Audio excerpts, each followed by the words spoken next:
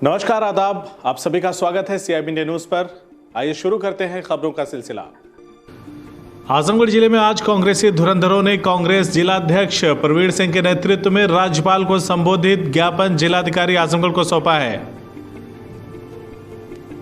प्रवीण सिंह ने कहा कि कांग्रेस पार्टी ने महामारी के इस दौर में राजनीति से परहेज करते हुए सिर्फ लोगों के सहयोग के लिए काम करने की ठानी थी, लेकिन ये तानाशाह सरकार इस वक्त राजनीति से बाज नहीं आ रही है। कांग्रेस पार्टी ने पलायन कर रहे मजदूरों के लिए 1000 बसें चलाने की बात कही थी, जिसमें परमिट और सत्यापन करने के बाद लगभग 800 बसें पूरी तरह से मजदूरों को उनके घरों तक पहुंचाने के लिए तैयार थीं। उन बसों को शुरू करवाने के बजाय योगी जी 3 व्हीलर और टेम्पो के चक्कर में पड़कर राजनीति कर रहे हैं। उन्हें 200 के आसपास गाड़ियों से समस्या है, तो जो 800 बसें हर मानक पर सही हैं उनको चलने दिया होता, लेकिन ये सरकार निरंकुश हो चुकी है। मजदूर भाइयों को जगह जगह रोक कर रखा गया है, वो परेशान है और भाजपा हम पर राजनीति करने का आरोप लगा रही है। हमारे नेताओं की गिरफ्तारी करवा रही है, जबकि हमारी नेता प्रियंका जी ने मुख्यमंत्री योगी आदित्यनाथ से कहा कि इन बसों पर भाजपा के पोस्टर बैनर चाहे भले ही लगा लें, लेकिन परेशान मजदूर भाइयों को उनके घर तक पहुंचा दीजिए। कि हमारे देश में कोरोना नाम की महामारी अपना विस्तार कर चुकी है,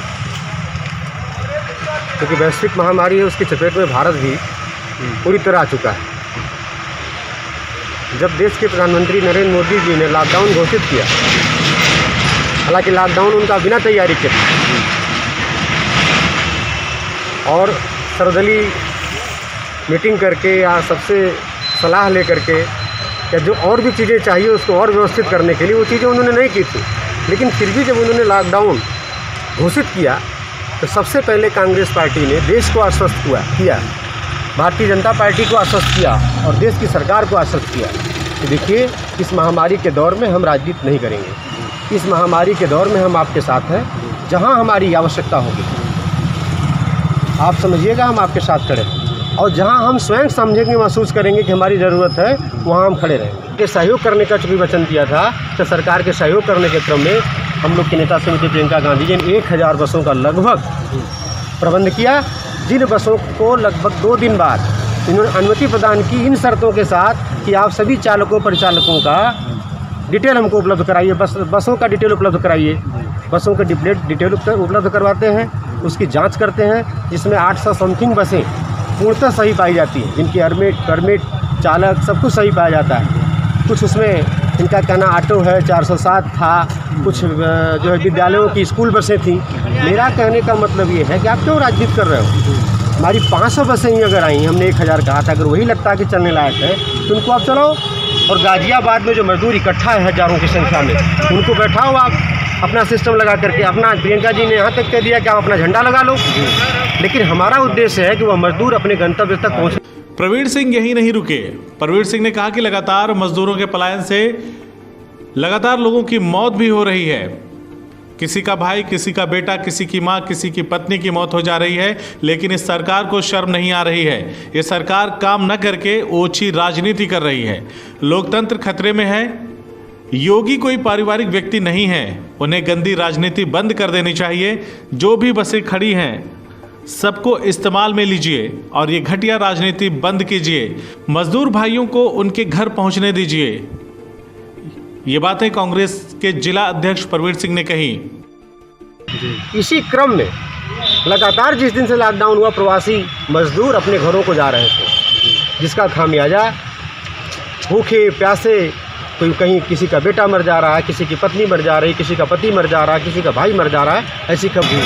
लेकिन हमारा उद्देश्य है कि वह मजदूर अपने गंतव्य तक पहुंचने चाहिए, अपने घर तक पहुंचने चाहिए। लेकिन ऐसा आपने नहीं किया। आपने क्या किया? स्कूटर का नंबर दे दिया, 3 व्हीलर का नंबर दे दिया। अरे 3 व्हीलर भी लोगों को पहुंचाती है। हम कह रहे हैं, अगर हम कांग्रेस का कार्यकर्ता अगर अपने कंधे पर सक्षम है पहुंचाने में, या हिंदुस्तान का कोई भी नागरिक किसी पीड़ित को अपने कंधे पर पहुंचाने में उसके घर तक अगर सक्षम है, तो उसकी सराहना होनी चाहिए, उसको सैल्यूट करना चाहिए। आप हमारी सराहना कहाँ करना चाहिए? आपको सहयोग की कहाँ प्रशंसा करनी चाहिए? आप एक गंदी राजनीति कर रहे हैं, हमको आरोपित कर रहे हैं, हमारे ऊपर आरोप लगा रहे हैं कि राजस्थान में क्यों नहीं हो रहा है, पंजाब में क्यों नहीं हो रहा है। मैं आजमगढ़ जनपद के, आप चूँकि पत्रकार हैं, मैं आजमगढ़ का जिला अध्यक्ष हूँ कांग्रेस पार्टी का।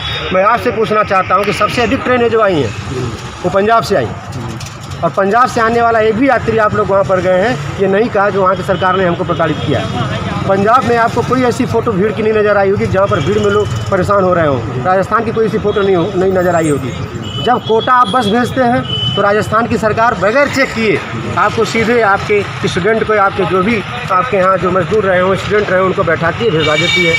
और जब है कि भाई ये बसें हैं, ये आई हैं उनके लिए, जो मजदूर हैं बेचारे परेशान हो रहे हैं, उनको भिजवाइए, उनको अपने यूज में लीजिए, तो आप उनको गिरफ्तार करवा के जेल भेजा देते हैं। मैं समझता हूँ कि लोकतंत्र खतरे में है, सरकार तानाशाह हो चुकी है। योगी जिसके नाम संवेदनशीलता नाम की चीज़ नहीं है, ऐसी सरकार को एक पल रहने का कोई अधिकार नहीं है। और योगी जी, ये महामारी का समय आप राजनीति मत करिए। आप योगी हैं, आपको जनता का दर नहीं मालूम, आप पारिवारिक व्यक्ति नहीं हैं। आप पूरी तरीके से हमारी संस्कृति को, हमारी जो गंवई संस्कृति एक दूसरे के सहयोग करने की, उसको तार तार कर रहे हैं। आप गंदी राजनीति कर रहे हैं, हम कतई इसको बर्दाश्त नहीं करेंगे। हमारे नेताओं पर आपने मुकदमा पंजीकृत किया है, उस मुकदमे को वापस करिए, उनको रिहा करिए।